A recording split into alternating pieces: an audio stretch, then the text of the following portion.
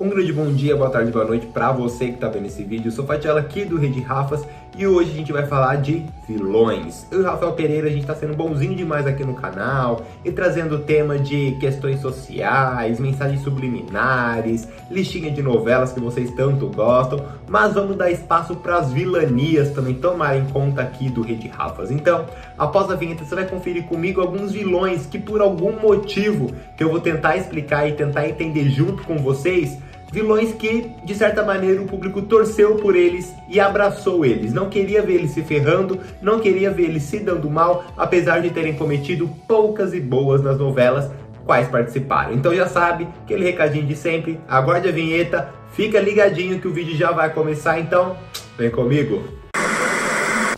No ar, mais um campeão de audiência. Vamos começar falando, dando uma introduçãozinha melhor sobre o tema desse vídeo. A Suzana Vieira, quando ela foi entrevistada pelo Viva no programa Vilãs que Amamos, quando ela falou da Branca Letícia, que ela interpretou em Por Amor, ela disse uma frase que eu concordo muito, que as pessoas se identificam com os vilões de novelas, porque de certa maneira eles falam o que muita gente gostaria de falar, eles agem do jeito que muitas pessoas gostariam de agir, porque a gente tem essa certa preocupação, a gente faz parte de uma sociedade, e a gente precisa de certa forma ser aceito nessa sociedade para conseguir emprego, para conseguir ter relações interpessoais, para conseguir se relacionar de forma amorosa com alguém, se dar bem com a família. Então a gente não pode fazer tudo que dá na telha, falar tudo que a gente pensa. De pensou numa reunião de família, a gente começa a falar de tio, de tia e jogar segredo na roda, ia ser uma farofa de Valcir Carrasco. Então essas coisas não podem acontecer, então a gente tem que se policiar um pouco. E os vilões muitas vezes não têm esse policiamento, eles falam o que querem, eles fazem o que querem e essa é que tem a graça. Então vamos começar falando de uma vilãzinha, uma ninfetinha, uma diabinha aí que tem um sex appeal poderoso que fez todo mundo se apaixonar por ela de certa forma, que é a Iris de Laços de Família. Débora Seco, no auge dos seus 21 anos, já interpretou essa peste que o Manuel Carlos adora escrever em suas novelas. Sempre uma trama do maneco, tem uma pestinha para infernizar a vida dos outros, e Débora Seco que teve a missão de interpretar esse tipo de personagem na novela Laços de Família. Ela tem uma história até que meio sofrida, ela perde o pai, aí ela se muda para o Rio de Janeiro com a mãe acaba sendo assassinada num assalto em um posto de gasolina, aí ela vai morar com a Helena, que é sua meio-irmã, mas nesse meio tempo ela já tá apaixonada por Pedro, que é o personagem do José Maier, que ele, né, naquela época, todo galanzão, todo pomposão, que ele comanda o Aras lá, que é da Alma, a tia do Edu, que acaba se relacionando com a Helena e com a Camila, que é a filha dela. Então a história de Laços de Família vocês já conhecem. Mas a verdade é que a Iris infernizou a vida de muita gente, a vida da Helena, a vida do Pedro, a vida das namoradas do Pedro e principalmente da Camila. E justamente por esse motivo que eu acho que o povo tem um apreço por ela. Porque a Camila, chatinha, mimadinha, egocêntrica, dona de si, típica aquelas filhas de Helenas que o Manuel Carlos também gosta de escrever. É muito difícil ter uma filha de Helena que o povo goste bastante, a não ser a Clarinha, né, de Páginas da Vida, que era uma criancinha, uma belezinha aquela garota. Mas a Camila, o povo só odiava ela, tanto que também ela pegou o namorado da mãe. Não vou dizer roubou, porque o Edu quis, né, gente? Então, roubou o namorado. Não, culpa não é toda da Camila, o Edu ele também quis, então pegou o namorado da mãe. Então como defender a Camila? O maneco jogou a doença ali nela, já estava planejando esse problema, essa leucemia, o povo teve um pouco de compaixão e torceu para ela ter um final feliz. Mas a Iris, ela batia de frente com a Camila o tempo todo, infernizava a Camila e o público meio que se sentia vingado, porque a Camila, mimadinha, ninguém gostava dela, fazia coisa pra mãe, então quando a Iris aprontava com ela, o povo falava: isso aí, Iris, vai que é a sua, garota. Teve até uma cena que eu acho que a Iris foi injustiçada, que é quando a Camila já estava com leucemia no hospital, e a Iris foi lá, e a Iris viu o estado da Camila, e a Camila ficava: você tá feliz agora? Você tá satisfeita? É isso que você queria? Aí a Iris assustada: não é isso. Mas daí a Helena chegou, entendeu tudo errado, ela desceu o cacete na Iris. Não que ela não goste, né? Mas naquela situação ela não gostava. E a Iris era engraçada porque ela queria passar, né, a pose de mulher madura. Não, eu tenho 21 anos, mas eu já sou um mulherão. Mas atitudes que ela tinha deixava ela mais infantilizada ainda. Então eu acho que a Débora Seco interpretou muito bem. E a Iris é odiada por muita gente, mas amada por tantas outras também. Então já vai comentando aqui o motivo. Por que você acha que a Iris foi tão amada pelos brasileiros? Agora vamos falar de uma outra vilã que essa sim eu acho que teve um apoio muito grande por parte do público por vários motivos. É entendível o público gostar da Clara de Passione. Mariana Ximenes interpretando a sua primeira vilã, já chegou botando banca no horário nobre e levou muito bem a sua personagem, a história forte da Clara. A Clara, quando criança, morava com a Valentina, a velha porca, sua avó, que fazia ela se deitar com caras mais velhos. Então ela era uma criança, a Valentina tinha pensão e tinha os pedófilos, porque é pedófilo, né? Dorme com criança, que frequentava a pensão e a Valentina alugava as netas, tanto a Clara como a irmã da Clara, que também morava nessa pensão. Então ela já cresceu traumatizada. Aí ela foi ser enfermeira do Eugênio Gouveia, que já estava ali no bico. Ele estava doente, cheio de problemas, precisava de um apoio médico 24 horas por dia, e a Clara conseguiu se encarregar dessa missão. Mas daí ele morre. Quando ele morre, ela descobre que ele tem um herdeiro perdido lá na Itália. E ela tem um Fred que é o comparsa dela. Então o público ficava assim, nossa, Clara e Fred tinha uma super química. A música Fogo e Gasolina também, que foi tema deles, eu acho que casou perfeitamente com a história. Enfim, desde a chamada o povo já tendia a gostar dessa dupla de vilões. Mas daí chegou quem no meio do caminho?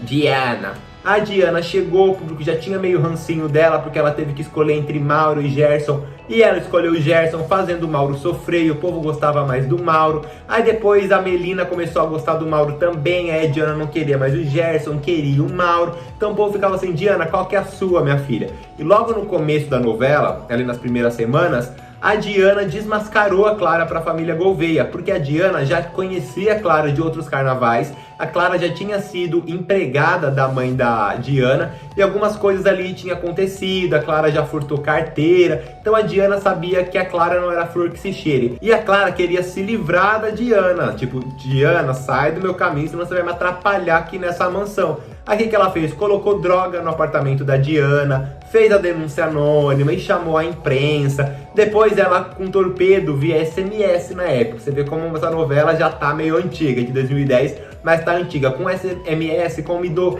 o encontro do Mauro com a Diana, então mandou torpedo do celular do Mauro pra Diana encontrar ele no Orquidário e mandou da Diana pro Mauro, como se fosse a Diana chamando o Mauro pro Orquidário. Eles chegaram no Orquidário, o Mauro acabou beijando a Diana e quem viu isso? Gerson. Foi um samba e um deu soco no outro, começou a brigar, a Diana ficou desesperada, até que ela conseguiu provar que quem armou tudo isso foi a Clara, porque ela pegou um potinho de remédio do Eugênio, tirou as digitais da Clara, pegou o celular do Mauro, tirou as digitais também e viu que era a mesma digital. Teve também a Olga, que era empregada da mansão dos Gouveia, que estava desconfiada da Clara. A Clara foi, colocou uma joia que eles disseram que foi roubado, um anel embaixo da cama da Olga. Ela passou algum tempo presa. Então assim, a Diana ela era muito detestável, tanto que o autor teve que matar ela, porque viu que não tinha jeito, o povo não ia ter compaixão da Diana. E enquanto a Clara estava se tornando cada vez mais popular, ela foi para a Itália, ela também foi abandonada pelo Fred, porque o Fred chamava ela de anta burra, você é muito burra, já foi desmascarada. Então logo no começo da novela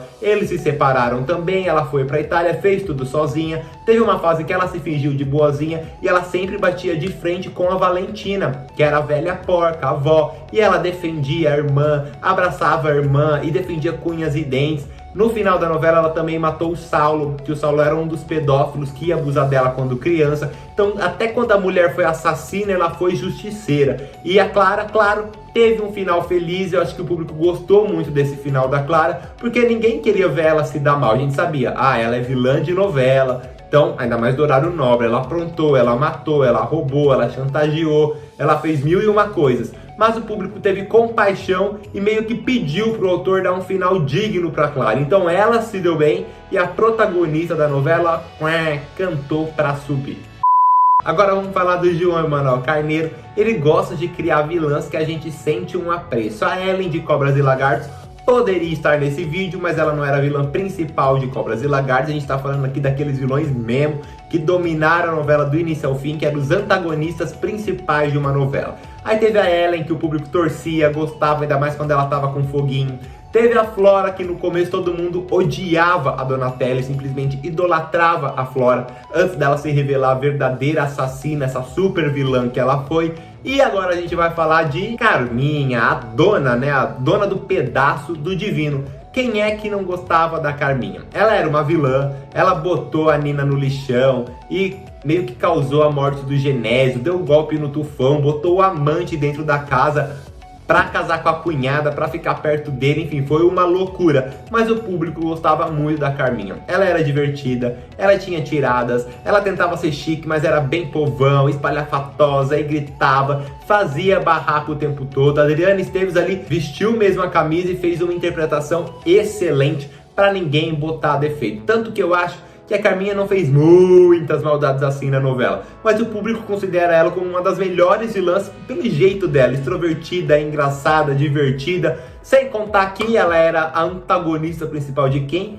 A insuportável da Nina. Eu, particularmente Fatiello, não suporto a Nina e torcia mesmo pra Carminha. Eu achava a Nina assim, um pé no saco, garotinha chata, metida, se achava e queria se mandar em tudo e tentava armar, mas ela era às vezes tão bandida quanto a Carminha. Eu, pra falar mal da Nina, me chama que é comigo mesmo. Então eu acho assim que a Carminha também teve isso. Ela era antagonista principal, o grande duelo ali da novela era dela contra a Nina. E muita gente não gostava da Nina. Então a Carminha, além de ter já essa pegada bem popularzona, bem farofona mesmo, ela era a grande antagonista de uma personagem que o público não gostava muito, torcia meio o nariz. Então aí que fez uma comoção mesmo nacional, o povo odiava a Carminha, mas na verdade amava ela. É típica aquela, né? A gente ama odiar e odeia amar. Esse é o caso de Carminha em Avenida Brasil.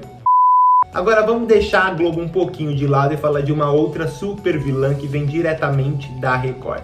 Eu particularmente sou apaixonado não só por essa vilã, como por essa atriz. Acho que ela deveria ter mais destaque na TV, porque assim, ela é excelente, que é a Erínia de Vidas Opostas. A Erínia, ela era uma estilista, ela era arrogante, egocêntrica, sabe aquelas mulher bem mitidona mesmo? E ela era apaixonada pelo Miguel. O Miguel era milionário, só que o Miguel acabou se apaixonando mesmo por quem? Pela Joana, uma favelada que morava ali em uma das favelas do Rio de Janeiro. Ela não se conformava com isso e ela fez de tudo para ter o Miguel para ela. Ela inclusive, em certa altura da novela, consegue se casar com o Miguel e para infernizar a vida do cara que não me escondia a paixão pela Joana, ela topou fazer parceria com o corrupto delegado Nogueira, que na minha opinião é o melhor papel do Marcelo Serrada e é o grande personagem, acho que a grande interpretação da carreira dele foi o delegado Nogueira, que era completamente corrupto, sem escrúpulos, antiético, politicamente incorreto, muito incorreto, não só politicamente, mas na vida. E ela formou essa parceria com ele, inclusive ele foi acusado de crimes, envolvimento com drogas, tudo por causa do delegado Nogueira e da Erínia. Mas, em troca dessa parceria, a Erínia sofria muito na mão do delegado Nogueira. Ele espancava ela, já espancou ela na praia, em tudo quanto é lugar, ele estuprava ela. Então assim, eram umas cenas muito fortes que tinha. Ele judiava, ele batia, ele queimava ela com vela de cera e algemava. Tem até uma cena que eu considero muito forte, assim, é uma cena que até hoje quando eu vejo eu fico meio impactado, falo, caraca, olha isso. Que é quando ele queima ela com cera de vela, algema ela e fica, vai sua cachorra, vai sua vagabunda, e não sei o que, aqueles palavreados mesmo, bem baixo. E depois, bom, depois não importa o que ele faz com ela, mas ele judia muito dela, ele maltrata muito ela, e ela se submete a isso porque sabe que tem ali uma parceria, né, uma parceria completamente estranha, completamente incorreta, mas que ela consegue ter benefícios dessa parceria com o delegado Nogueira. Então ela acaba sendo vítima também, ela é vítima de maus tratos, ela é vítima de um homem machista, de um homem opressor, agressivo. Então o público meio que também tem compaixão com ela. Um lado da Erínia é o lado que todo mundo odeia, que é quando ela faz armadilhas mesmo, artimanhas para prejudicar o Miguel e para prejudicar a Joana. Tanto que a grande questão da Erínia não é nem ficar com o Miguel, mas sim não deixar ele ficar com outra mulher nenhuma. Tanto que ela arma pra ele preso e tal, faz o inferno da vida do cara. E tem esse outro lado mais humano dela, que ela é agredida, que ela é espancada, que ela acaba se tornando uma vítima também. E a interpretação da Lavínia Vlasak foi assim excelente. Eu acho assim que ela merecia todos os méritos, todos os prêmios de 2007 tinha que ser da Lavínia Vlasak e do Marcelo Serrado. Então Irina aí também comoveu boa parte do público. O público tinha aquele lado que não gostava da Irina, mas aquele lado que sentia compaixão por ela. No fim das contas, o delegado Nogueira, ó, levou um tiro da Irina, ele morreu e ela acabou sendo presa por esse crime. Mas Irina aí não podia ficar de fora desse vídeo. Assim como também uma outra vilã que eu acho que pode ser que vocês estranhem e falem assim: Fatiello, como você botou essa vilã aí? Mas vocês vão entender porque a Marian de Chiquititas tá nesse vídeo. Então Chiquititas é uma novela infantil que se passava em um orfanato com várias crianças que estavam ali querendo um novo lar. Até que tinha a Pata, tinha a Milly, que era a protagonista de Chiquititas, e a Marian, que era a grande vilã. A gente sempre, quando pensa em antagonista, já pensa logo em Flora, já pensa logo em Nazaré, em Carminho, Odete Roitman, Isabela Ferreto, Rosana Delaor de Amigas e Rivais, mas é porque a gente não conhece a fundo a Marian. Pra mim, ela é uma das maiores vilãs de todos os tempos. Aprontou poucas e boas em Chiquititas, mas ela tem aquela história, né? Uma criancinha, uma menininha abandonada num orfanato. 2 vezes ela foi adotada, mas foi devolvida pro orfanato. Aí a gente passa a descobrir por quê. A última família que deixou a Marian de volta ali no orfanato foi porque ela colocou uma aranha no berço do seu irmãozinho caçula. Ela foi adotada por essa família tinha um bebezinho e ela botou uma aranha lá simplesmente porque ela tinha ciúmes do garoto. Então ela voltou pro orfanato e ela infernizava a vida de todo mundo. Ela botou vaselina no sapato da Pata, enfim, no calçado da Pata, porque a Pata ia fazer um desfile, ela queria ver a Pata escorregar, se esborrachar no chão. Gente, ela cometeu muitas atrocidades com a Milly. E a Milly, ela era meio sonsinha, sabe aquela protagonista meio aquela coisa bem sonsinha mesmo, falta um sal, falta um temperinho, uma coisinha bem que você não tem como torcer, sabe? Que você fala, nossa, ela é do bem, então eu tenho que torcer por ela pra manter a minha ética de torcer por um personagem do bem. Mas ela era muito lenga-lenga, muito nhenhenhé, então pá. E a Marian aprontou muito com ela. Eu acho que o ápice de maldades da Marian foi quando ela solta o arreio do cavalo da Milly pra Milly cair literalmente do cavalo, e foi isso que aconteceu. A Milly caiu, bateu a cabeça e ficou cega por um tempo. E quando ela ficou cega, aí que o pesadelo dela começou de vez. A Marian ficava aterrorizando a menina, sabe? Entrando no quarto e fazendo um barulhinho aqui, e ali, e a Milly ceguinha lá ficava, ai meu Deus, quem tá aí, não sei o que. Então ela infernizava muito a Milly. Quando a Milly ainda tava cega, ela largou a Milly no meio da rua pra ser atropelada por alguém. E no final, o grande triunfo dela foi tentar matar a Milly empurrando a menina de um penhasco. Só que nessas horas passou uma criançada do orfanato, a Milly foi atrás e a Marian não conseguiu concretizar o seu plano e empurrar a Milly do penhasco. Mas no final da novela ela se deu bem até, ela pediu perdão pra todo mundo, ela foi desmascarada, ela conseguiu se redimir e todo mundo acabou perdoando a Marian. Mas ela sim foi uma verdadeira demônia em Chiquititas. Ela tinha muito essa vibe legal, sabe? Ainda mais numa novela infantil a gente vê isso. O Ministério da Justiça pegou no pé do Manuel Carlos lá em 2009 com a Rafaela de Viver a Vida, mas literalmente passou um paninho ali pra Marian de Chiquititas, que a menina aprontava poucas e boas e suas maldades, ó, iam acontecendo e parece que eles não viam. Então ela conseguiu aí aprontar pra caramba e tinha isso, né? Nossa, uma menina abandonada no orfanato. A gente achava engraçado, meio que como assim uma garota, uma menininha de 12, 13 anos aprontar tudo isso? E a Milly sonsinha, tem até uma cena que ela tá no hospital com 2 tampões no olho, que muita gente tira sarro, usa como meme. Então assim, novela a gente tem que entender um pouquinho que não tem muito compromisso com a realidade, né? Porque um personagem carismático, ele é do mauzão que eu tenho que odiar ele. Geralmente não é isso que acontece, a gente acaba gostando desse personagem e pegando o ranço do mocinho, como aconteceu aí no caso de Chiquititas com a Marian e com a Milly. Vocês podem estar pensando, Fatiello, você só falou de vilã, não vai ter um vilão nesse vídeo? Claro que vai ter um vilão nesse vídeo. E eu vou falar do vilão que eu acho que teve aí um dos maiores apelos populares da história da TV, que foi o Félix de Amor à Vida.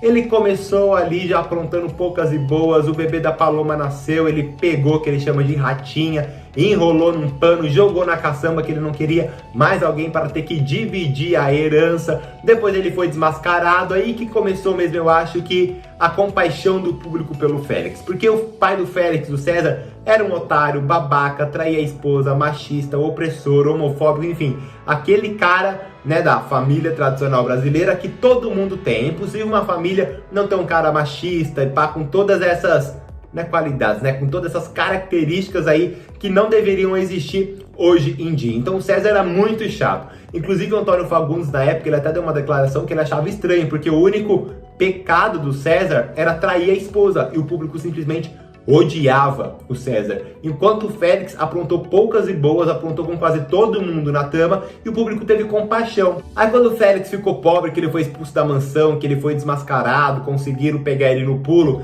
ele foi vender cachorro quente lá na Avenida Paulista e amarrava a cintura aqui, ficava, olha o hot dog do Félix e não sei o que. Aí depois apareceu também o Carneirinho, eles começaram a ter um caos, e as pessoas aí que se derreteram todas mesmo por este casal. É até engraçado, porque muitos casais homossexuais das telenovelas tiveram um certo preconceito do público. Teve autor que já teve que matar personagem, fazer virar hétero, porque o público simplesmente rejeitou. E no caso do Félix foi diferente. Eu acho que o Valcir aproveitou também essa oportunidade. Caraca, o povo tá tendo compaixão de um vilão e tá querendo ele com mocinho. Então vamos redimir ele, vamos fazer ele ficar de boa, e foi isso que aconteceu. Então o Félix aprontou aí com todo mundo, foi digno mesmo, um vilão das 21 horas, depois teve a parte farofada, né, mas isso faz parte. No final ele ficou com o Carneirinho, teve um final feliz com o Carneirinho e ainda cuidou do pai. A última cena da novela, inclusive, é os dois na beira da praia, conversando ali tranquilo, dão as mãos, então é uma cena bem bonita também,